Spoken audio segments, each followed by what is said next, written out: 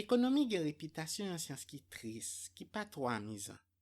Pil matematik yo kon dekourajan vre.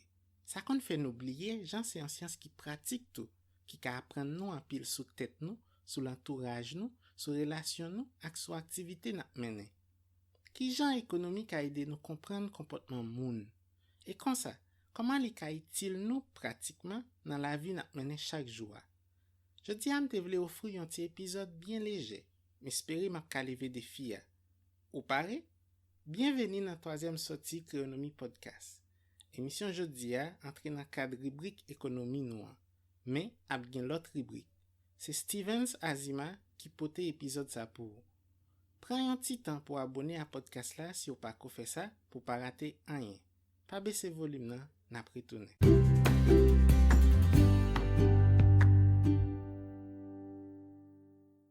Nou sou 3e epizod podcast nou, ki fe podcast la jen.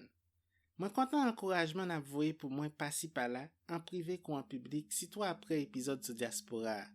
Maka cite tout nan yo, men vle remerciye espesyalman Sarah, Patricia, Idris, Bertia, Falangil, Blaise Kensley, Yves-Marie ak Woodley.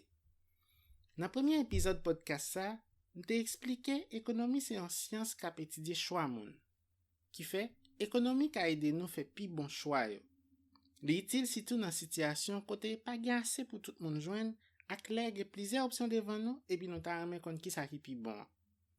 Ou kon al nan mache, eske sa kon rive ou suiv jan moun yo a fe pri? Ou kon suiv an de maket yo jan yo afiche pri yo? Sa kon rive ou al achete pou yon kantite kob e pou boule tout kob la nan achete so pat prevoa? Esko kon pran tan pou suiv lè ya pouve pepe? Esko kon suiv koman moun fe zami epi entre an dan yon rezo? Tout sa yo se sityasyon kote moun gen chwa pou yo fe e chak chwa yo gen konsekans yo.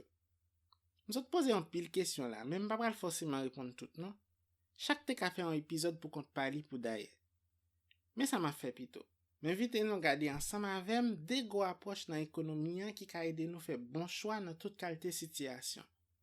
Padan na fe sa, na pran ti ekzamp tan zan tan ki montre jan nou ka aplike yo. Premye aproch la, se sa yorele aproch dominan. Se li yo kon di ki tris la, paske li sevi ak an pil matematik e li yon ti jan abstrait vre. Men, nou pa bezon pe. Yon avantaj podcast la gen, menm si mta vle rale yon formil, ba kapab paske m konen nou pap kawel. Ki donk, se kote pratik la sito ki pral interese m nan epizod sa. Lot aproch la, se tout rechèche ki nan are bo ekonomi dominan. Generalman, ki sa yo fe worklo par rapport ak aproch dominan. Yo vin ak lot kondisyon ki dapre yo pi realis e ki reflete pi bien jan moun kompote yo tout bon nan realite ya. Tout de aproch sa yo valab, oui, e sa ki pi important, tout de gen pil leson pratik yo ka apren nou. Padan map devlope leson pratik sa yo, nap ka touwe ansam jan ekonomi ede nou kompren tet nou ak moun pi bien e kon sa ka ede nou pren pi bon desisyon. Kom mwen vle pou epizod sa leje, pa tro lou, mbra leseye met plis aksan sou prinsipal leson ekonomi apren nou ki ka itil. Mpap ton entre nan teori yo. An nou komanse ak aproch dominan. Sa liye e ki sa l'apren nou. Sa ki fe fos aproch dominan, se jan li rive devlope yon sel gran teori pou explike preske tout problem ekonomik yo. Richard Taylor, Prix Nobel Ekonomi, explike jan sa ra nan siyans sosyal yo pou yon siyans ki yon teori sentral dimensyon word pote kon sa. Taylor explike teori sa chita sou depotomita. Yon logik optimizasyon ak yon logik ekilib. Sa vle di ki sa? Sa vle di an teori yon di. Tout moun rasyonel, logik, bien informé, e nou tout ap chèche pran pi bon desisyon posib yo. Kounya, le moun sa yo renkontre sou mache ya pou negosye e fè transaksyon, sa menen nan yo ekilib ki bon pou tout moun. Chak moun ap chèche tire kod la sou bo pa yo, jiska aske finalman yo jwen yon solisyon ki mache pou yo tout. E solisyon sa stab, li forme yon ekilib. Le wap fè pri ak yon machan zaboka, par exemple, premye pri li man $1 kon tet neg. En general, ou pa pare pou achete l tout kom sa. Men, gen yon kote nan mi tan, a fos non negosye, wap prive an tan navel, et tout moun ap satisfè. Ebyen, théorie économique là prédit si tout le monde rationnel et marché yo a bien fonctionné, ap ka gen un équilibre dans toute économie, même gens ak équilibre ou te joindre ak machan zaboka. Théorie a même démontré équilibre ça c'est une solution qui efficace, sans gaspillage, et n'importe l'autre solution efficace ou ta ka imaginer li possible pour arriver là-dedans à travers même démarche là. Mais ça c'est théorie c'est plus pour pays yo intéressant. Nous même je dis nous voulons réfléchir plus sur qui est son pratique théorie ça ka apprendre nous, capitile nous dans la vie n'a mener chaque jour ou soit capable de nous comprendre une série de détails dans la vie nous. Yon nan bloc fondamental théorie économique là, c'est parti côté li chercher expliquer comportement nous en tant que consommateur. Pour économiste arriver faire ça, yo fait une série hypothèses sous genre nous réfléchir comme moun, comme consommateur. Hypothèse ça gen pour ak ça nous préférer, préférence nous. Il y a 5 gros hypothèses. En gros, mais ça yo dit. Premièrement, nous toujours comme ça nous voulons. Si on prend un pile produit met à droite nous et puis on met un pile l'autre à gauche nous et puis on mande nous choisir, n'a toujours capable dire am plutôt ça. Ou soit nous capable dire tout nous pas une préférence. Deuxièmement, préférence nous logique, yo cohérent. Si nous pirame figue passer pomme et puis si nous pirame pomme passer cachiment, n'a logiquement pirame figue passer cachiment. Nous pas d'accord? Troisièmement, préférence nous yo continue. Yon façon simple nous ka dit ça, c'est on dit changement préférence yo pas brutal. Nous ka toujours imaginer quelques étapes dans mi-temps, les n'a saute dans ça nous pas trop aimer yo pour nous arriver dans ça nous aimer en pile yo. Quatrièmement, nous pipito gen plus parce nous gen moins. Donc yon moun qui fait coller pas prendre bagay et y a fait le cadeau à cause gay ou soit baron pour qui l'autre raison, eh bien moun ça pas trop répondre à profil ça. Parce que axiome nan dit plus diakout nous charger, c'est plus nous content. Même si dans réalité ça pas toujours ça. Enfin, dernier axiome nan dit nous remet diversité, nous remet mélanger bien yo. Nous pipito gen un petit crasse dans chaque passé pour nous gen un pile dans seule catégorie. Tout parler ça c'est juste pour dire nous rationnel dans choix d'affaires. Hypothèse ça gen un pile conséquence. Allez vini li permet nous comprendre pour qui consommateur en général pour plus fort bien consommer, gen tendance consommer moins les prix à haut et consommer plus les prix à bas. C'est ça les loi demande. Tout en nous contendait à parler de loi offre ak loi demande, eh bien ça c'est en partie dans l'histoire. Mais tout ça est abstrait toujours et li plus intéressant pour faire analyse ça yo sur un groupe moun dans un secteur au lieu nous faire yo sur grand moun parce que quand un comportement en grand monde qui est difficile pour prévoir, peut-être comportement en foule à suivre car obéit à quelques tendances qui clés. Tant que les prix en produits augmentés, ça pas veut dire chaque grand monde pral tomber consommer produit ça moins. Mais tendance collective là c'est ça, sauf pour quelques produits à cas particulier. Mais malgré les gens approche dominant abstrait, concrètement, il y a 4 gros outils nous ka prêter nan men pour la vie quotidienne à mener. Premier, c'est ça relé coût opportunité. Deuxième, c'est raisonnement à rebord ou soit raisonnement marginal. Je qu'on dit tout en français, raisonnement à la marge. Troisième, gen pour à cause phénomène yo. Enfin, quatrième, c'est théorie jouette. On nous prend grain par grain tête frette. Qui ça qui coût opportunité et pour qui ça li intéressant pour apprendre penser avec. Coût opportunité traduit en l'idée sacrifice. Chaque choix nous fait, nous sacrifier plusieurs autres choix, plusieurs autres options qui ont même tout est capoté avantage pour nous. Mais parmi toutes l'autre option nous sacrifier, sans doute gen une qui t'a porté plus avantage, plus satisfaction passer l'autre. Par exemple, peut-être dans moment me choisi aller dans cinéma, puis bon l'autre option me gen, c'est regarder un film sur Netflix et puis servir à Cobb Cinéma pour me commander un bon pizza. Eh bien, satisfaction garder un film sur Netflix te capoté pour moi, c'est coût opportunité aller dans cinéma.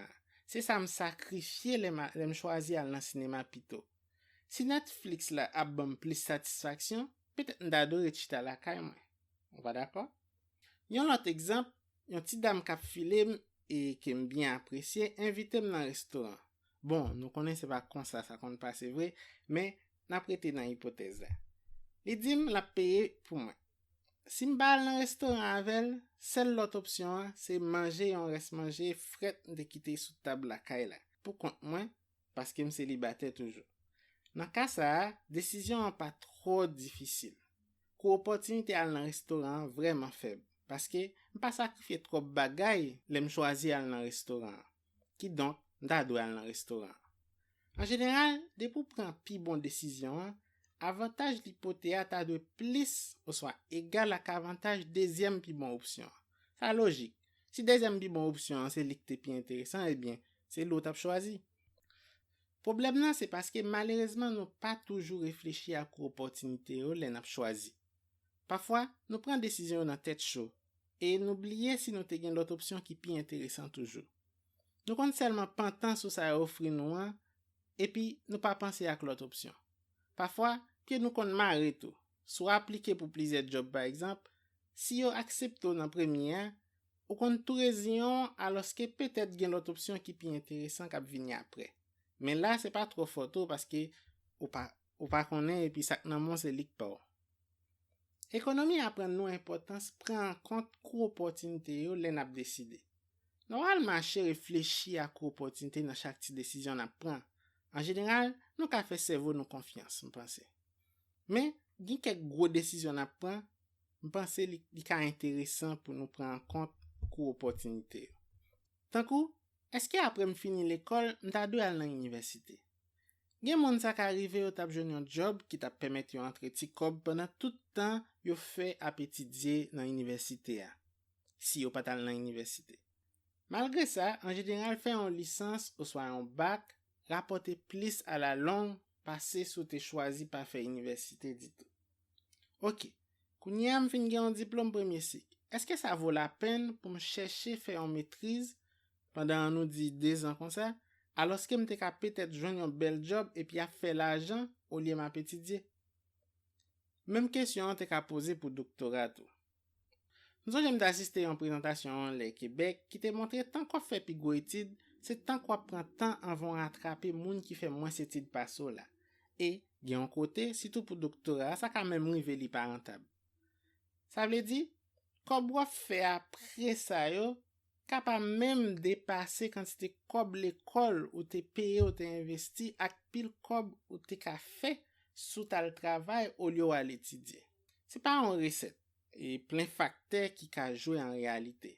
Men, sa rappele kan menm importans pou nou pa pren desisyon sa yo nan tet chou, e pou nou pa selman gade avantaj yon desisyon apote pou ou, men tou, fò gade tout avantaj li fò rate tou. Se tout logik kou opotinite a sa. Kounyan, an nou pren rezonman marginal la. Ki sa liye? Dezem gros outi ekonomi founi nou, se rezonman a la marge la, ou swa rezonman marginal.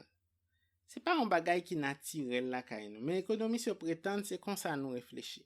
Petet san nou pa rende kont.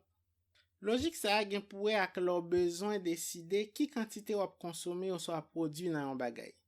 Rezonman marginal la di nou dwe augmente kantite a gren pa gren, epi a chak fwa gade si avantaj denye gren nou ajoute a depase inkonvenyon pote pou nou. Si denye gren nan te pote plis avantaj pase inkonvenyon, sa vle di, petet gen posibilite pou mal chèche plis avantaj toujou, si m ajoute an lot gren anko. Se tan kou lor gran gou, e pou tombe devan an pil manje kou remen e ki klerman depase vantou. Premye kout ki yo bon, ou anvi kontinye, paske se satisfaksyon selman yo pote. Men, yon kout orive nan manje ya, ou ka komanse ralanti. Denye kout ki a te pote satisfaksyon oui, men pa nan menm nivou ak premye kout ki yo. Enfin, yon kout wap rive wap aik, e sou ta manke pren an kout ki an plis, ou ka rande ni menm. Ki donk, ou liye li ta pote yon satisfaksyon an plis, se plis traka li pral pote pou ou. Sa tou fè m panse an ti proverb kreol mwen pil ki di, gangou se problem, vant plen se traka. Vreman vre, yon denye kout ki yo pren, de pou pa tou kampe la, traka yo pral komanse. Ebyen, se sa analize marginal la di nou. Ou liye nou deside sou kantite yo an moyen, li pi efikas pou nou mande tet nou, ki sa chak unité an plis pote pou nou. Nan ka manje a, sa fasil. L'estomak nou ap tou di nou ki le pou nou met yon fren. Ki donk, nous pas besoin de faire trop effort intellectuel pour ça. Mais, dans l'autre circonstance, en général, nous avons tendance à garder quantité au brit au lieu de nous analyser unité au grain par grain. Pourtant, théorie économique la clé. Pi bon solution économique là, n'a jouni les nous ka identifier pi bon côté pour nous stop là. Ti principe ça nous ka appliquer dans un paquet de circonstances. Si nous gagnons une entreprise, ça ka fait une grosse différence par rapport à concurrent yo. Pi faut moun gen tendance ni calculer si yo fait profit ou soit bénéfice. Analyse marginale là permet nous faire bénéfice maximum là, et utiliser ressources yo pi bon façon possible. Li di nous mettre continuer produit jusqu'à ce que dernier grain nous ajouté a pas porter aucun profit encore. Ça veut dire cob en plus li fait nous entrer a égal à cob nous dépenser pour nous te ka faire là. Ça c'est pour moun qui fait business. Mais pour moun qui consommer ou soit moun qui régler l'activité, analyse marginale là intéressante. Tant que là, soit planifier pour aller passer vacances sur un côté et pour pas qu'on décider combien de jours pour aller faire l'autre bois, au lieu on est basé sur budget qui est disponible pour décider combien de jours faire, on est capable de garder plutôt après une quantité de jours par exemple, si on continue à ajouter l'autre jour, est-ce qu'on pas risquer commencer sans tout ennuyer? Tant que si pas gen trop activité pour touristes dans zone là. Même si on gen kob là dans budget et pour gen assez de temps vacances, peut-être ça pas vaut la peine pour faire plus que 7 jours dans zone là.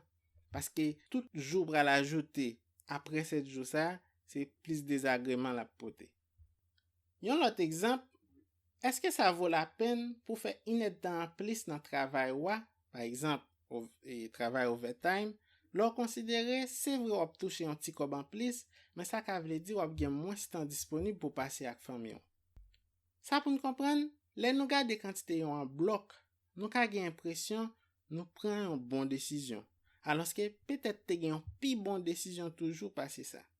Boulanger qui produit trop pain, ka toujours fait profit au total, même si dernier grain de pain il fait le perdre l'argent.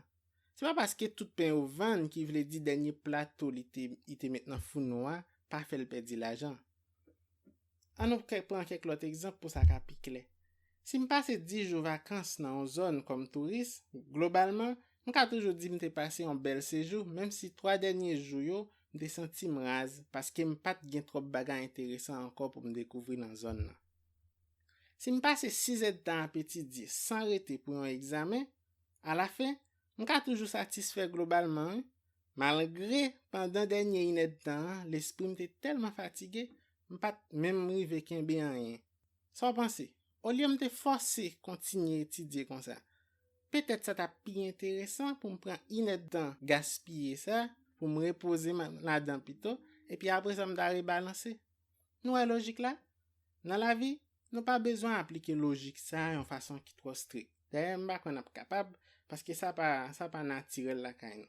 Mais li ka intéressant pour nous appliquer quand même, ça ka fait nous économiser en pile temps ak en pile l'argent. Kounya nous rive dans analyse causalité. Comment économie ka aider dans là? Yon aspect dans la vie a économie aider nous comprendre pi clair, c'est ça qui gen pour à cause événement yo. C'est tout en a chercher compte qui ça qui la cause si, qui ça qui la cause ça. Alors, c'est pas seule l'économie non qui réfléchit sur ça, mais économie c'est spécialement fait attention avant de dire c'est tel bagay qui la cause tel l'autre. Pour commencer, y a une expression nous remet utiliser qui c'est ceteris paribus ou soit ceteris paribus, ça dépend. Li vle di tout bagay rete fixe sauf yon. En français, yo kon dit toute chose égale par ailleurs. L'on réfléchit ceteris paribus, ça permet ou bien isoler soi-disant cause qui intéresse là. Si tout bagay a changé, li ka difficile pour kon ki sa ki la cause l'autre. Si me manger un pile bagay qui bay vent mene, les gen en couri, la difficile pour m'identifier exactement qui ça qui la cause. Pas vrai? Mais ça pacifie. Économie se pris dans pile ak yon erreur moun commet souvent qui c'est sophisme post hoc là. Ça veut dire juste parce que yon bagay vini après yon l'autre pour courir dit c'est l'autre là qui cause. Ça ka arriver des événements yon suivent l'autre et puis c'est pas première qui la cause deuxième là. Politiciens souvent ap di nou, mais qui changement politique yo apporté dans la vie moun qui dans zone là. Par exemple, li bay au travail, fait plus ti moun à l'école, etc. Mais, ça dit pas tap toujours gen amélioration sa yo, même si programme nan pas appliqué dans zone nan. Heureusement, plein outils économiques sont développés pour éviter resa yo qui se erreur moun commettre souvent. C'est normal. Si des événements extraordinaires yon suivent l'autre, l'esprit nou a pas envie faire un lien entre yo. Takou, m'dan pile moun ap di, yo prend ti poids pendant confinement, sans dire peut-être confinement pas aidé vrai. Mais ça t'est arrivé, moun sa yo prend poids même si pas de confinement. Réflexion sous cause phénomène yo ka paraît en lait, trop théorique, mais en réalité yo gen conséquences pratiques. Parce que si nous mal identifier cause problème n'a fait face yo, non ka difficile pour résoudre yo. Pas gen recette tout pareil pour identifier cause yo non, mais nous ka quand même rete véatif pour non seulement l'autre monde pas tromper nous, mais tout pour propre cerveau non pas tromper nous. Approche dominant, nous sautoué ça, fait un pile hypothèse stricte sur rationalité moun. Et spécialement, li supposé nous gen accès à toute information nous besoin les n'a prendre décision. Mais économiste yo pas égaré non plus. En pile nan yo connaît c'est pas vrai. Parfois, les informations nous besoin nous pas ka joindre. Tant que là, nous pas toujours gen toute information important yo sous produit n'a pas acheté yo. Parfois, moun k'ap vend nou an, c'est li qui pi bien connaît produit ya. Et ou pas gen aucune façon pour vérifier qualité produit ya tout on pas acheter et consommer. Les comme ça, yo di gen asymétrie information entre moun k'ap vend nan ak moun k'ap acheter ya. Ça veut dire information en mi ou mi ba entre deux moun yo. Exemple qui plus simple, c'est peut-être l'oral kay docteur ou soit kay un mécanicien. En général, moun nan gen plus connaissance passo dans domaine nan. Si li prend fait l'argent sou, ou capable même comme ça. On dit proverbe là, ça ou pas connaît pi grand passé. C'est soulier qui connaît si chaussette gen trou. Ça fait acheter chat dans sac là. Rappelez m'youn dans premier article de écrit l'MT fin commencer avec blog Créonomie. Titre là c'était ça même. Yo pas qu'on acheter chat dans sac. Malheureusement, ça arrive souvent nous obliger à acheter chat dans sac. Problème information mi ou mi ba ça kon tellement grave et krabine confiance moun yo yon nan l'autre, ça ka krasé marché a et empêcher le fonctionner. Parce que même si machine n'a vend un bon produit, ou ka penser c'est un vieux bagay la vend nous et ou ka soit pas acheter, soit offrir machine nan un bouda monnaie malgré c'est un bon produit la vend nous. Finalement, si tout le monde réfléchit comme ça fait moun qui gen bon produit retirer quoi sur marché ça, c'est le magouille yo ka prêté. Et finalement, ça ka arrivé personne pas acheter rien du tout. C'est un économiste qui relé Akerlof qui premier fait nous ouais Jean problème information mi bassa, c'est un problème grave lié. Il t'a utilisé un exemple côté machine Bogota arrive mettre toute bon machine yo dehors dans secteur machine deuxième main. Mais tout problème gen solution pas vrai? Eh bien, solution yo proposé pour problème asymétrie information ça intéressant en pile. Première solution, c'est ça relais en anglais signaling, qui veut dire voyer signal. Ça veut dire les comme ça, c'est pour moun k'ap vend nan voyer un signal aucun bluffé à tout fait pas ka imiter. Nek bo cathédrale qui en exo a produit ma pour là c'est un bon zinzin, ça ka pas suffi pour lui convaincre parce que yo toutes ces mêmes chansons y a toujours répété. Pour qui pour ta faire plus confiance passer l'autre machin yo. Michael Spence, un économiste qui te travaille sur ça, dit c'est peut-être ça même, ça qui est important, c'est pour machin nan voyer un signal qui est difficile pour l'autre moun imiter. Il te prend exemple un patron qui a passé un moun entrevue. Comment le ka fier candidat, c'est vrai candidat a gen diplôme dans domaine nan, mais charger l'autre candidat qui gagne tout. Et puis tout. Ça pour dire c'est un moun qui aime travail, qui pas pral faire paresser et qui compétent tout bon. Eh bien, dans un cas comme ça, un candidat qui gagne l'autre diplôme en plus qui peut-être pas gagne rien pour ouais avec job là, car gagne un avantage sur l'autre candidat. Imaginez par exemple, il te gagne une formation en philosophie, en plus diplôme comptable. Ça ka un bon indice c'est un monde qui aime travail et qui faut, même si diplôme philosophie a pas gagne rapport avec job comptable. C'est ça qui fait tout, me toujours encourager moun prendre l'autre petite formation à côté. Même yon simple cours en ligne sur yon bagay qui pas forcément gen rapport avec discipline ou ka fait la différence par rapport à l'autre candidat qui pi devant qui pral concurrence sur marché travail là. Mais li pas obligé en formation non, li ta capable tout yon activité sociale ou te kon fait ou bien ou te lancé ou bien participer là-dedans dans communauté bola kayo, l'autre dans faculté. Li capable tout yon business ou te lancé, etc. Même si bagay la pas directement gen rapport avec job ou mande ya, depuis li ka démontrer en compétence qui ra, c'est un plus lié pour. Bagay ou pas ta pensé, peut-être c'est pas sans raison banque yo reme construit gros building nou kon wè yo.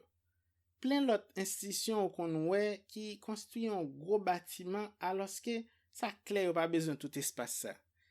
Eh bien, gen moun qui dit c'est parce que c'est une façon pour yo voyer un signal bay client yo pour inspirer client yo confiance.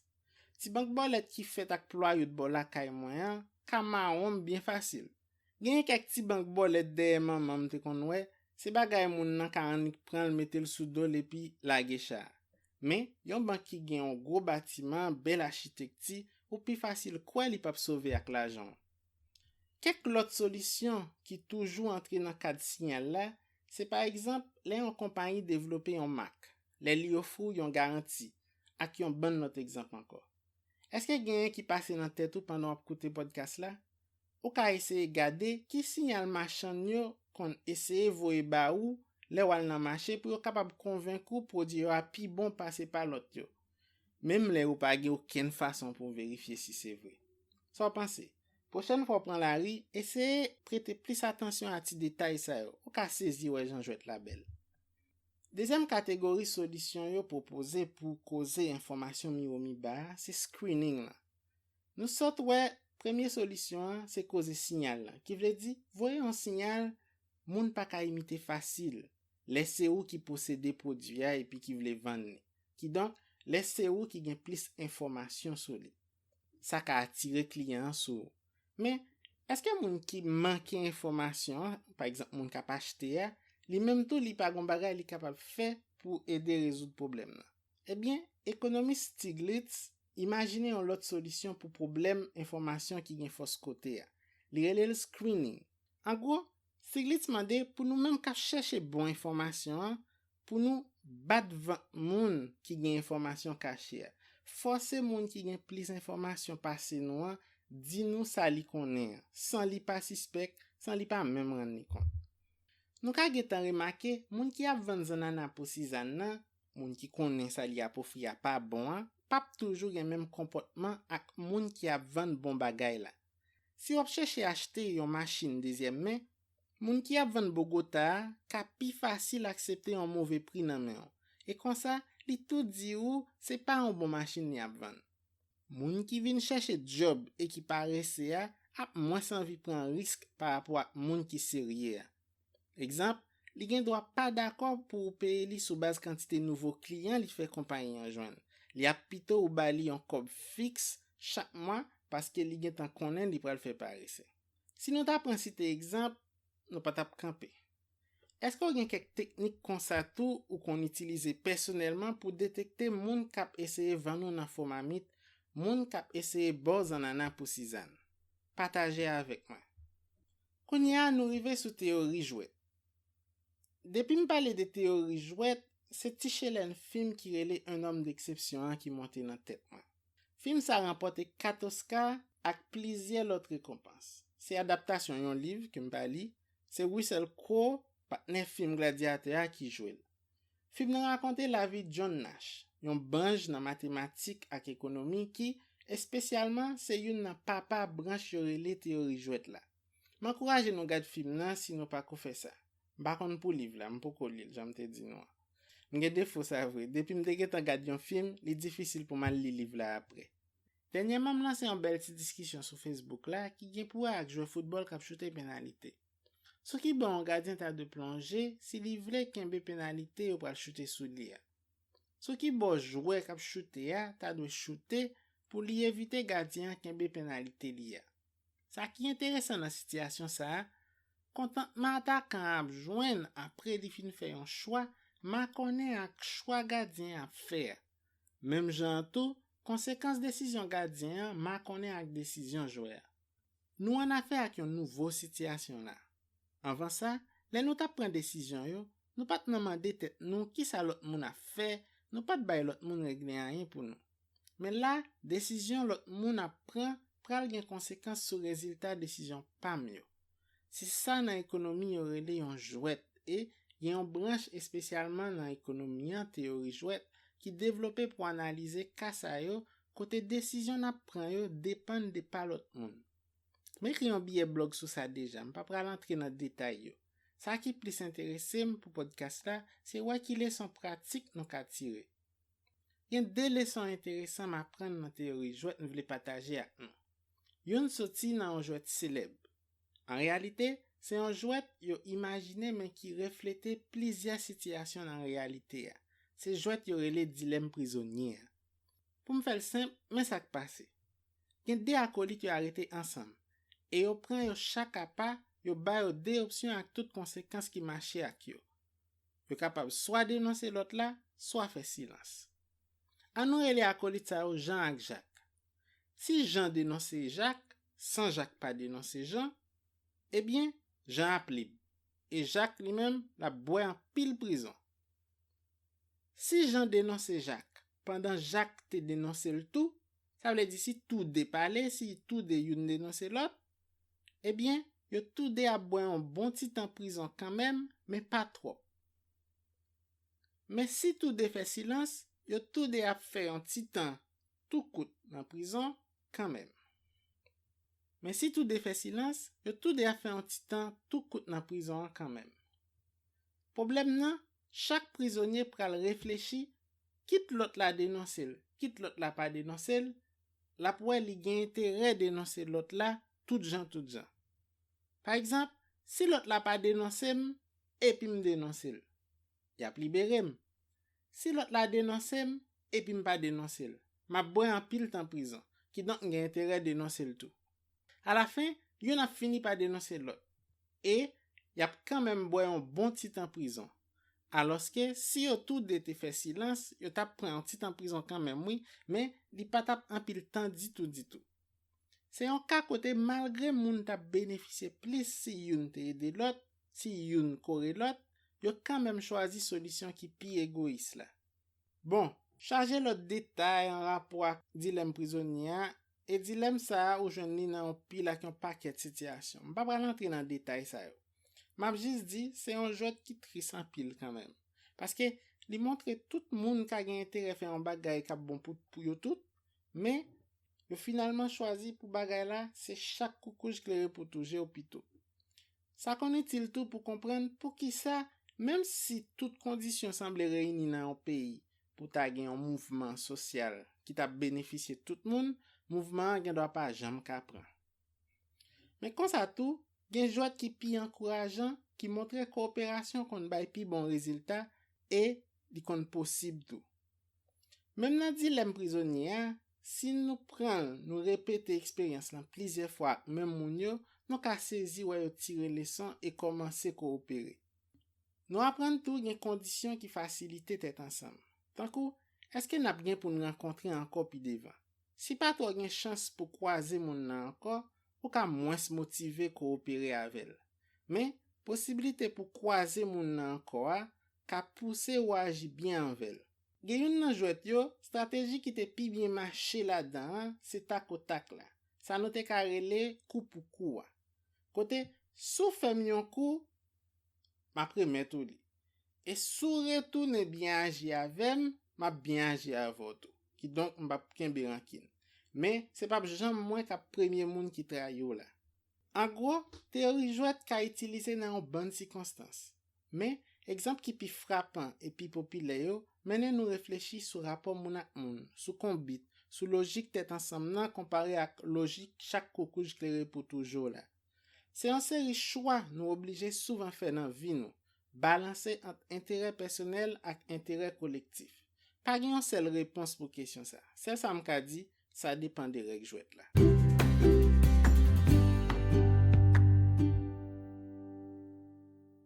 Kounya, nous finissons avec quelques leçons théorie dominante à apprendre. Surtout dans ça qui gen pouvoir à prendre décision, partage information avec relation moun ak moun.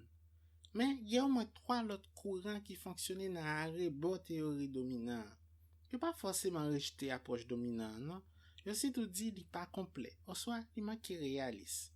trois approches arrêt-bord me voulais présenter nous, c'est économie néo-institutionnelle, économie comportement moun dans vraie vie ak sociologie économique. Mais je ne vais pas trop détailler, je vais surtout concentrer sur quelques leçons pratiques yo apprendre nous. Nous paraît? On nous commencer avec économie néo-institutionnelle. Là-dedans, moi fourré trois gros branches. Théorie droit propriété, théorie agence là, ak théorie coût transaction. Toute théorie ça yo yon ti jan moins strict sous hypothèse yo et puis yo mette yon accent spécial sur règle yo. En tant que moun yo fait entre yo ak jan moun yo organise yo. On nous commencer avec théorie droit propriété. Yon droit propriété c'est un droit ou gain sous yon bagay qui fait le carrelo chez maître chez maîtresse. Expression ça peut-être résumé sa moun droit yo kon rele Ous, Fructus ak Abussus la. Yon nan question yo analyse dans théorie droit propriété, c'est qui est-ce qui t'a mérité posséder yon bagay pour capable gérer le pi bien. Théorie ça dit moun qui gen plus pour le perdre ya, c'est nan men droit propriété yo ta doye. Mais en nou élargi cadre là, c'est là n'a découvrir yon petit principe qui ka utile nous dans toute qualité circonstance. Voilà. Li toujours pi bon pour ces moun qui possède des bagay là qui gère si li gen compétence pour ça. On dit proverbe là, c'est mettre corps qui veille corps. Si par exemple on doit partager quelques responsabilités avec l'autre moun, li ta bon pour chaque moun gérer bagay yo gen intérêt là-dedans directement. Pour même raison, si on a un projet avec yon moun, pas quitter c'est li seul ou soit ou même celle qui contribue. Même si on gen plus moyen passer moun nan et capable contribuer plus passer, toujours bal possibilité contribuer tout, même si c'est en façon symbolique. Parce que si moun nan pa gen rien à perdre, si yon bagay ta mal passé et puis moun kap gérer là, ça pa fait ni chaud ni fret, li ka pa gen trop motivation bay tout li même nan projet. En général, li pi bon pour moun kap gérer gen yon bagay li ka perdi si ça pa marché, ou soit yon bagay li ka gagné si ça bien passé. Ti principe ça ka paraître simple, mais wap saisi ou moun kon oubliel et c'est là ça mal passé yo réaliser ces gens yo te distribuer droit propriété yo ou soit quelque aspect là-dedans qui pas logique. Ça tout mène nous dans l'autre théorie qui ka apprendre nous en pile bagay tout sur relation moun ak moun, surtout dans contexte professionnel. C'est théorie agence là. Là-dedans, yo gade qui problème qui ka posé, les yon moun bay yon l'autre fait un travail pour lui. Et ça arrive souvent. Commencer les yon patron prend yon employé à toute l'autre situation koto ka payer yon moun pour faire un travail pour. Moun kap travail pour wa, yo rele l'agent. Ou même, y apre lo yon principal. Kote problème nan. Eh bien, gen deux bagay nou kon observe dans relation agence yo. De moun yo pa gen même objectif vrai. Et puis, li kon difficile pour contrôler ou soit vérifier si moun nan a bien fait travail là. Yon patron pa fout si ve yon employé 24/24 pour s'il pas monter sur Facebook pendant le travail là. Et monter sur Facebook pendant le travail là, c'est vrai c'est pas un comportement professionnel, mais nous devons comprendre tout, ça arrive surtout parce que employé a pas gen même objectif ni intérêt avec patron. Son bagay normal. Employé a ka juste ap défendre ti kob la et en pile fois surtout si moun nan pa rien travail à faire, li pa ba entreprise la régler trop bagay pour lui. Li juste bay lè et puis that's it. Et c'est rarement la bay tout li même. Alors que si c'était entreprise pâle, li te ka bat nan juste pour l'assurer l'entreprise ça bien marché. Toute entreprise censé faire face à problème ça. Problème ça ka la cause travail la pas fait j'en t'a souhaité pour le fait là. Gen yon série effort en plus ou obligé faire les comme ça pour empêcher ça arriver. Si c'est pas ça, travail là pas fait j'en t'a souhaité. Automatiquement gen yon relation comme ça, quand on paye un moun pour faire un travail pour ou pral obligé faire effort pour surveiller moun nan et encourager l bay tout li même. Ou ka obligé tout mande moun nan signer un contrat côté li engagé pour le faire travail là bien. Mais malgré tout sortande en général moun nan ka pa jam ka bay tout li même vrai nan niveau ta souhaité qui donc a toujours gen un petit gaspillage, un petit écart, un manque performance. Même si moun nan bien fait travail là, ou ka toujours penser li te ka pi bien fait toujours s'il te met plus effort.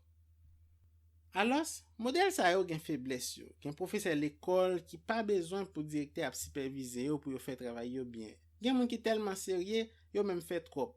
Les ap travail pour un moun, yo bay dépasser ça yo mande yo. Mais ça pas empêcher problème agence yo, c'est problème n'a rencontré souvent. Économiste qui réfléchit sur question ça, dit nous gen des gros contrats ou soit arrangement nous ka utiliser pour corriger ou soit empêcher ou bien encore limiter problème kal blenday ça. Gen contrat qui récompense moun nan en fonction résultat li bay, en fonction performance li, les ça comme la touché par exemple dépend des rendements li bay dans travail là. Mais gen l'autre contrat qui récompense moun nan en fonction comportement li pito. Les comme ça, li gen yon kob fixe quel que soit niveau effort li fourni ak résultat li jwenn. Contrat performance yo nous facile jwenn yo dans milieu marketing ak finance. Par exemple, yo di moun nan chaque grand produit li vend, eh bien, la gen un pourcentage sur li. Ou soit chaque client li fait entreprise la fait, chaque client en plus li pote pour entreprise là, eh bien, gon kob la toucher pour ça. Quant à pour l'autre contrat même, généralement ou jwenn li nan job qui stable yo. Ça pour nous comprendre. Dans contrat performance là, c'est surtout employé qui porte risque là sous dol. Alors que risque là plus sous do patron dans cas contrat qui basé sur comportement. Qui donc contrat performance yo bay moins problème parce que employé a pas gen choix. Li obligé travail et bay tout li même pour li capable faire plus cob. Nous mettre quoi dans point travail yo faut bourriquer comme ça. Après ça, il y a quelques autres leçons encore qui intéressant théorie ça apprendre.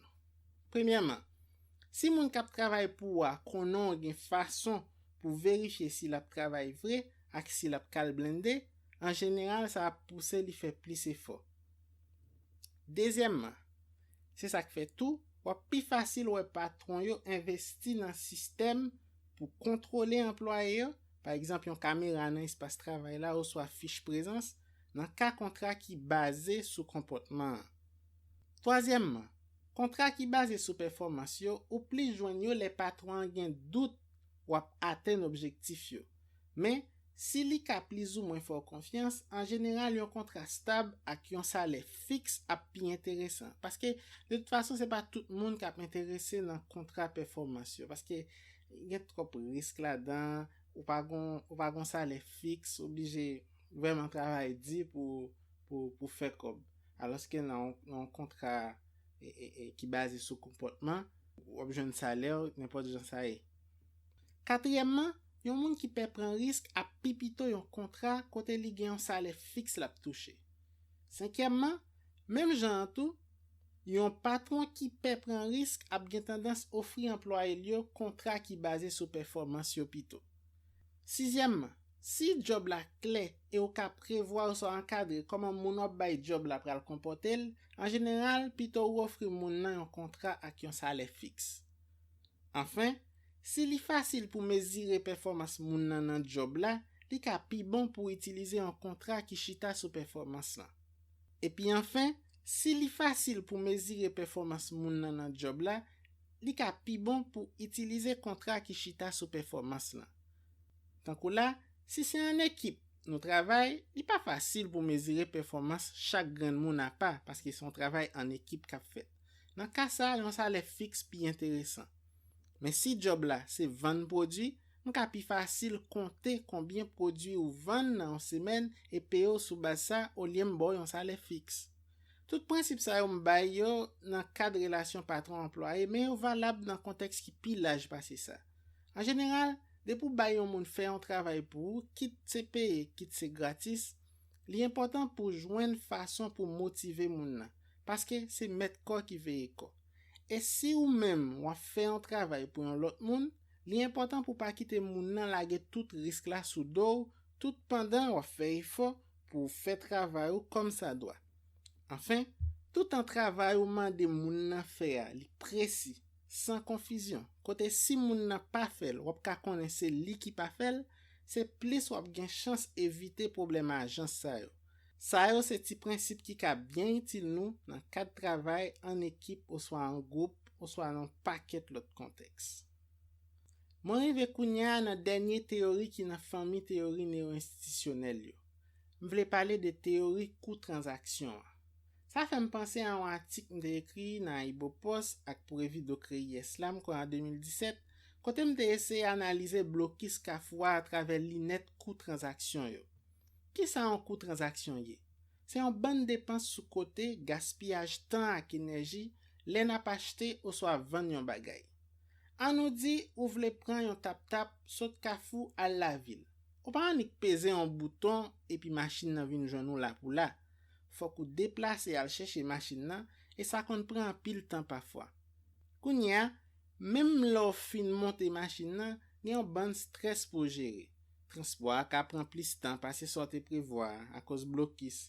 Chauffeur a ka deside brit soukou li pa prive la vil, la bo yon bout kous, si tou sou te gen tan peye l depi lot ap monte machin nan. Bref, an plis ti kob transport ou peye, yon ban ti depans sou kote ou fe e ki pa forceman l'ajan. Sou ta pren konte tout ti depans sa yo e voye yon an goud, ou te ka sezi wè kantite l'ajan, mouve kondisyon wout ak dezod nan traje kafou la vil la cause ou perdi pendant vi ou. E sa, se jis yon ekzamp, oui. Kelke sa transaksyon a fe a, gen yon coût transaksyon. Même si se ta titan pran pou chèche informasyon, sa tou se yon coût transaksyon. Sa valab pou moun kap produy yo tou. Gen spesyalist ki mèm estime depans invizib sa yo tap reprezente nepot 60% depans prodiksyon yo si nou tap konte yo. E nou pa konte yo. Teori a apren nou kan mèm, entreprise yo fè tout sa yo kapab pou minimize depans sou kote sa yo. Yo organize yon fason pou redwi depans sa yo. Men, nou mèm tou, en tanke konsomater, nou kapab fè efor pou sonje eksistans depans sou kote sa yo epi gade koman nou kapab limite yo.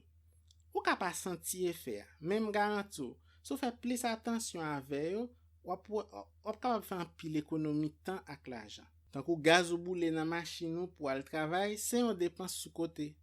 Sou ret kafou epi chak jou ou bat 2 tan ale retou nan tap-tap pou ka al nan travay an ou Pétionville, pa bliye konte tout tan sa ou gaspille ya e ki entreprise la pa paye ou pou liye kom yon coût transaksyon. Nou te ka mèm ajoute ton pran pou abye, makiye, etc. Le fini, pa oblije si ak l'ajan nan pochou pou achete papye, plim, kreyon, aloske se travay entreprise la op regle, sa ou panse. Mpa di pou vin kripya, men sonje pil ti depans sou kote sa yo, lo adisyone yo vin bay an pil l'ajan ak an pil tan ou te ka itilize an lot fason ki pi interesan. Mwen montre an lot ekzamp, kote ti depans sou kote sa yo ka paret pikle. Ou deplase nan machinou pou al achete yon televizyon nan yon magazen. Ou apren li vend $200 US nan magazen. Pendon nan magazen, ou kwaze ak yon zanmion ki djou yon lot magazen ki vend menm tele a $190, sauf ke sa mando pou roule yon 30 minute machin anko pou ka ale nan lot magazen, paske lot magazen pi loin. Esko ta fè traje a 30 minute ale plus 30 minute tourne an tou, jis pou ka sauve $10? Kombien inet tan nan la vi ou ta ka rapote ou?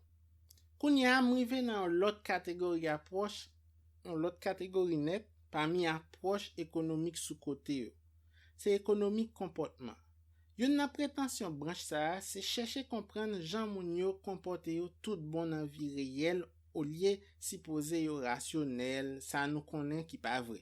Alos, nan approche dominant, yo konen moun yo pa komporte yo fason ki rasyonel li, men approche sa di en general nou fè efwa e tiyere nou komet yo, yon fini pa kouvri lot, paske se waza yo fet. Sa vle di, sa ka arrive mwen depanse trop, men sa ka arrive tou, on lot moun pa depanse ase. Au final, irrasyonalite nou tou deya, pa tro afekte statistik ak gwo tendansyo, paske yon kouvri pou lot. Men, ekonomi komportman vin dekouvri, se pa vre ere sa yo se bagay nou ka neglije. Au kontre, nou komet yo sistematikman. Ere nou yo pa yon waza. yo prend racine dans façon même cerveau nous fonctionner, dans psychologie nous, qui donc en pile nan yo prévisible. Donc là, nous avons tendance à penser ça nous pi habitué avec yo, ça nous contente, puis souvent, eh bien, yo pi probable parce que ça nous ram entendre parler de yo. Et ça pas toujours kembe. On regarde. Puis faut moun penser d'après quelques enquêtes qui fait, gen plus moun yo tiye exam parce moun qui tiye tête yo exam aux États-Unis. Et pourtant, gen deux fois plus moun tiye tête yo exam qui commet suicide exam parce moun qui tiye l'autre moun exam dans pays États-Unis. Qui donc suicide là, li pi courant parce les yo tiye moun exam dans pays États-Unis. Pourtant perception c'est tiye moun exam c'est ça qui pi courant plus joindre dans pays États-Unis. Richard Taylor cite un autre exemple encore. Qu'un prénom nous presque pas jamais entendu dans pays occidental tant que drogue. Nous ka penser c'est un prénom Kira. En fait c'est un prénom indien. Nous ka penser c'est un prénom Kira et pourtant c'est un prénom qui pi populaire dans le monde là. Ça qui fait ça. Eh bien, il populaire en pile en Inde. Et comme l'Inde compte par bien plus passer 1,3 milliard d'habitants, eh bien, ça tout fait les yon nan prénom qui pi populaire sur planète là. Nous un piège là, même genre tout, c'est pas parce qu'il y a un prénom populaire en Haïti qui veut dire li populaire dans le monde là. Combien de monde qui vivent en Haïti par rapport à la quantité de monde qui vient dans le monde là. En gros, économie comportement reconnaître nous gen une série raccourci nous prend les n'a réfléchi, ça peut être nous al pi vite traiter yon pile information malgré capacité mentale non limitée et en pile fois ça marche. Mais ça kon rive yo fait nous faire erreur tout. Yo rele erreur ça yo biais. Biais yo c'est une série fly l'esprit nous fait, une série route crochet li prend à cause guidon pas fin droit. Yon nan difficulté qui gagne avec biais yo, nous raman conscient de yo. Ou soit nous wè yo la kay moun, mais nous mal pou wè yo la kay pa nou. An nous prend biais rétrospectif là. Moun fait erreur ça en pile. C'est un biais qui fait nous croire tout événement tragique qui rive nous te ka prévoir l'état privé si nous te fait plus attention. Si nous déconne toujours derrière. Nous toujours chercher bagay qui fin passer au sens pour montrer yo te prévisible alors que parfois c'est l'inet nous gen kounye pendant événement yo fin passer qui fait nous penser événement ça yo te prévisible. Bien ça qu'a fait une victime penser c'est lui qui coupable là parce que l'elle réfléchit li ou elle pas de faire ci, li pas de faire ça alors qu'en réalité pas de aucune façon pour te connaître malé à ta privé. M'pap ka fait liste tout bien yo. Charger livre akatik qui fait travail ça. M'a ajouté référence ça sur blog là pour moun ça intéressé. Pour qu'on y a 3 autres biais ak observation économie expérimentale la souligné qui frappant et qui ka apprendre nous quelques leçons pratiques pour la vie n'a mener chaque jour. C'est sur yo moi le plus concentré. Première c'est erreur moun fait les prendre décision côté yo gade sur une série de dépenses qui fait déjà alors que pas gain possibilité fait back there. Yo relè ça biais des coûts irrécupérables en français, sunk cost fallacy en anglais. Par exemple, ou fin acheter un bagay bien cher et pour découvrir pas qu'à utiliser l'encore ou soit pas besoin. Mon forcé utiliser soi-disant pour pas perdre di kob la. Ou soit, ou al nan buffet ou manger joukou malade soi-disant pour qu'à profiter l'argent payé. En pile moun réfléchit comme ça, c'est un problème parce que n'importe ça fait kob la dépenser li dépenser net. Ou ta demandé tête ou pito, qui ça ka pi bon pour moi kounye? Est-ce que m'oblige toujours sortir à un spectacle de soufage juste parce que me réservé billet pendant qu'il y a un gros la pli bola kay moi, m'pa gen machine et me connaît pi fortan c'est sous route la m'pral faire la passer misère. Est-ce que m'oblige manger dans un buffet juste moi haïk? C'est non. Qui tout aller, qui tout pas aller, comme ticket ou dépenser déjà et yo pas remettre ou li. Si pas aller, c'est ça qu'a fait pi bien, à pas regret ou regret spectacle là, ou ta doit peut-être résion rete la caillou. Même genre tout, manger pas manger ou payer entrer dans buffet déjà et pas gen fait back. Quantité ou choisi manger dans buffet pas de dépendre de cob ou te payer. Mais plutôt de qui niveau plaisir ou envie fait tête ou qui sort à aimer manger. L'autre marque fabrique nous comme moun, c'est ça relé effet dotation. posséder yon bagay, ajoute yon di plis sou valeur li nan jen nou. C'est ça en pile recherche montre. Prix nous pare pour nous bay pour yon bagay, en général c'est pas prix ça nous tap vendre li si nous te nan place moun nan. Si c'est nous qui te posséder bagay la. Gen l'autre bagay yo rele effet ancrage ou soit enracinement. Les nap négocier, moun ki bay prix en vend gen yon avantage parce que li capable tout définir dans qui limite négociation a fait. Raisonnement nous pral faire après yo pral fonction première information ça. C'est effet ça tout qui fait première impression compter en pile. Les fini, market yo magasin yo kon jouer sous ça pour inciter ou acheter. Par exemple, yo kon mette yon ancien prix, yo passe yon trait sous li et puis bon côté yo dou men nouveau prix. L'espoir ap gen tendance focus sous prix qui barre et puis c'est à partir li même on pral évaluer prix qui pi bas, prix nouveau prix et puis comme ça la paraît plus intéressant pour vous et puis ça a motiver ou acheter. Moun yo coquin, mais ou ka jouer sous ça tout lor négocier. Bat pousser ou qui premier bay prix ou soit proposer salaire avant. Alors, sont pas exagérés, oui. Si tout nan cause prix imaginons al tomber sur un marchand qui pat sous bonjour. Dès l'autre bagay encore économie, comportement ensemble avec psychologie tout apprendre nous, c'est que nous plus sensible à changement yo passer quantité brute yo. C'est variation yo qui marque l'esprit nous et c'est pas tout changement. Les changements nous capable même remarquer même. Yon millionnaire qui fait $1000 en plus, ça pas représenter un gros changement pour lui comparé à un malheureux qui fait $1000 en plus. Nous songer coût transaction yo, ti dépense sous côté nous qu'on fait yo. Eh bien, yon nan bagay qui qu'on fait nous pas prêter attention à coût transaction ça yo, ti dépense sous côté ça yo, c'est parce que ti différence yo représenter a pas frapper l'esprit nous. En fait, même il y a une règle, les règles Weber-Fechner dans la psychologie qui apprennent nous changement minimum qui frappe l'esprit nous dépend des niveaux ça t'est avant. Tant qu'on a exemple millionnaire, comme millionnaire dans pile cob, faut que changement qui fait là, faut que li gros en pile pour capable sentir différence là. Moun qui prend poitou, ça remarqué, plus moun nan gros ap grossi, c'est plus li difficile pour sentir différence yo. Pour le sentir que la grossi. Enfin, dernier point m'a souligné, c'est que économie comportement découvrir nous bay pet yo plus importance parce gain yo. Mais c'est un bagay tout le monde te connaît déjà. Les nous perdi un bagay, li en général fait nous plus mal par rapport à bien ça t'a fait nous si nous te recevoir même bagay ça. Perdi un 1000 goud kapi di pour nous passer recevoir un 1000 goud dans même circonstance là. Tout ça n'est pas forcément anormal. En réalité, c'est eux qui normal, même si comportement ça yo pas fin rationnel dans sens économiste yo défini rationalité. Mais nous devons quand même prudent avec yo parce que moun ka utiliser yo, ou moun qui connaît psychologie moun bien, capable utiliser yo pour yo tromper nous pour bon sou nous. C'est même genre tout, ta capable utiliser yo tout pour nous influencer moun nan négocier avec yo. Dernière branche économie m'a discuter dans podcast là jodi a, c'est sociologie économique. C'est une branche qui essaie faire croisement entre sociologie et économie. Li met accent sur genre activité économique yo enraciné dans fonctionnement société.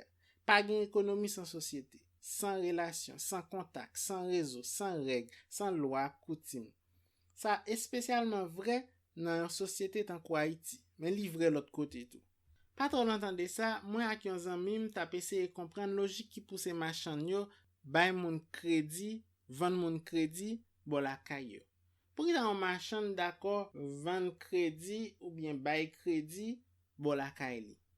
Nous pas ta penser ça, mais vendre crédit, en tout cas, dans ça m'te suivre bon la kay moi, c'est un pilier fonctionnement business moun yo. Gen littéralement un service crédit dans l'économie informelle là en Haïti. Moun nan kon fin paye dette li a jodi a, et puis nan demain ou soit même nan pita, li al reprend dette encore nan même moun nan. Moun kon même al paye dette juste pour yo ka acheter crédit encore. Ça pas jamais fini. C'est un aller vini sans rete.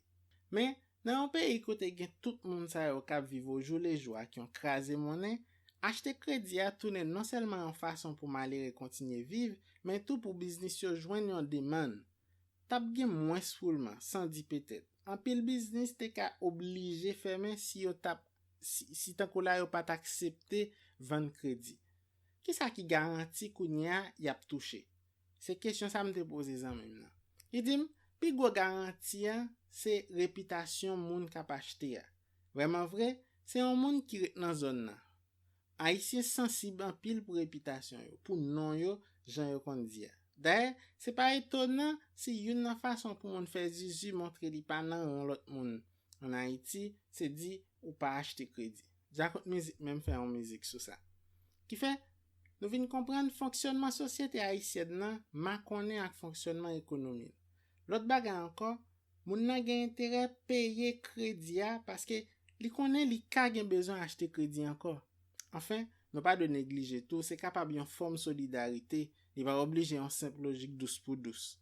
Moun ki gen ti moyen nan zone nan, moun ka fait business, yo ka senti c'est normal pour yo soutenir communauté yo a, même les moun nan communauté a pas gen assez l'argent pour yo payer comme ça doit. Cependant, m'a parlé à me réaliser ça pour qu'on te parle ta mérité un épisode. Logique qui fait économie enraciné dans matrice société a existé même dans pays développés autour. Yon nan recherche qui pi célèbre, c'est pas Granovetter. Monsieur montré marché travail yo dépendant pile de réseaux. Gen moun ki tap di clan. Même dans pays tant qu'aux États-Unis. Contact moun yo joué yon gros rôle surtout sur marché travail là. Sous même dossier réseau ça, Granovetter souligne c'est pas forcément moun qui pi proche ou yo, moun nan famille qui apporte plus avantage pour. Puis souvent, c'est lien faible yo. Zami en famille, zami en zami, etc. qui pral ouvert un porte pour. Après doctorat là, économiste Taylor te rive joindre un poste dans l'université Stanford, yon nan pi gros université dans monde là, grâce à contact li te gen. Après li fin passer en pile misère à chercher entrer à travers voie traditionnelle yo. Même gen un côté li utiliser mot clan pour parler de ti sec intellectuel li te là-dedans. Tout ça pour m'dou. C'est ça que fait, nous toujours encourager moun pas négliger utiliser avantage réseaux sociaux yo offri pour connecter avec moun qui gen profil qui ka intéressé. Même si moun nan pas zanmi proche ou, li capable partager information avant et puis mettre sous coup par rapport à une série opportunité. Qui donc pas négliger faire résultat avec zanmi tay. Quitte c'est sur internet, quitte c'est dans réalité. Parole yo en pile lui. Si gen pile bagay m'de di m'pa gen tan man ou bien m'pa songe man. Mais j'espère quand même ou te apprécié l'épisode ça, m'ta continuer oui même te promettre yon zanmi fois ça m'a pese parle trop fort, pas faire épisode là trop long. Ba caché di nou, moi remè feeling rendez-vous podcast chaque les 7 dans mois. C'est un moment toujours attendre parce que c'est une occasion pour attaquer un sujet en profondeur et puis partager et réflexion avec nous. M'pa attendre pour prochain épisode là. Malheureusement, m'pa ka faire épisode plus souvent. C'est yon grand seulement m'ka lage chaque mois pour kounya en tout cas. Et m'pa suspendre di nou merci pour temps nous, écoute nous ak encouragement nous. Pas hésiter partager podcast là avec zami ou ak famille ou. Nous toujours disponible pour prolonger discussion dans l'autre espace. Rendez-vous cassé dans un mois encore, 7 septembre 2020. Prends précaution et puis passez un bel mois d'août. Ciao, ciao.